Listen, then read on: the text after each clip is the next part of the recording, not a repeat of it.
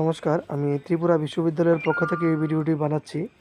তো ভিডিওটি হলো যারা ত্রিপুরা বিশ্ববিদ্যালয় বা তার অধীনস্থ কলেজগুলিতে পড়াশোনা করছো, তো তাদের জন্য।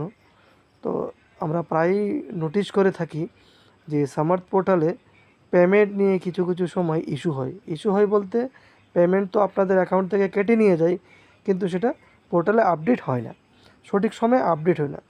তাতে করে কী হয়, যারা স্টুডেন্ট আছে তারা প্যানিক হয়ে যায়। প্যানিক হয়ে কেউ কেউ দেখা যায় বিশ্ববিদ্যালয়ে অনেক দূর থেকে বিশ্ববিদ্যালয়ে চলে আসে, আবার কেউ কেউ দেখা যায় দ্বিতীয়বার পেমেন্ট করে নেয়। তো সেক্ষেত্রে একটা প্রবলেম ক্রিয়েট হয়, ঠিক আছে? তো ওই প্রবলেমটা যাতে না ক্রিয়েট হয় তার জন্য আমি এই ভিডিওটা করছি। তো যে স্ক্রিনটা আপনারা দেখতে পাচ্ছেন এখানে, তো স্ক্রিনটা আশা করি সবাই বুঝতে পারছেন যে এই স্ক্রিনটা তখনই ওপেন হয় যখন আপনারা আপনাদের লগ ইন আইডি পাসওয়ার্ড দিয়ে এন্টার করবেন, তারপরেই এই পেজটা দেখতে পারবেন। তো পেজটা দেখতে পাওয়ার পরে যখন পেমেন্ট যদি আপডেট না হয়, বা ধরে নিন পেমেন্ট আপনাদের অ্যাকাউন্ট থেকে কেটে নিয়ে গেছে কিন্তু সেটা আপডেট হয়নি, সেই ক্ষেত্রেই সেটা ব্যবহার করতে পারবেন, বা ভিডিওটা দেখে সেক্ষেত্রে আপনি লাভবান হতে পারবেন। তো কী করবেন, সবচেয়ে প্রথম দেখুন, বাদিক দিয়ে দেখা যাচ্ছে যে dashboard, profile, demo, course, upload section, এইগুলো অপশনগুলো রয়েছে। তো তার মধ্যে থেকে সবচেয়ে প্রথমে যেটা করবেন এটা হলো এই যে ফি আছে, ফিটাতে ক্লিক করবেন।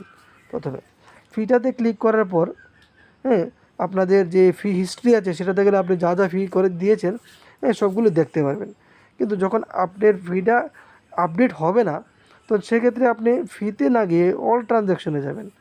অল ট্রানজ্যাকশনে গেলে দেখতে পারবেন যে আপনি যে পেমেন্টগুলো ট্রানজ্যাকশনগুলো হয়েছে সেগুলো স্ট্যাটাসগুলো সবগুলো এখানে রয়েছে। তো সেক্ষেত্রে দেখুন, যদি পেমেন্টটা আপডেট না হয়, চেক পেমেন্ট স্ট্যাটাস 1 2 3 4 5 6 7 করে আছে। তো আপনারা যতগুলো পেমেন্ট করেছেন সেগুলোর এখানে, বা যতবার ট্রাই করেছেন সেগুলোর স্ট্যাটাস চলে এসেছে।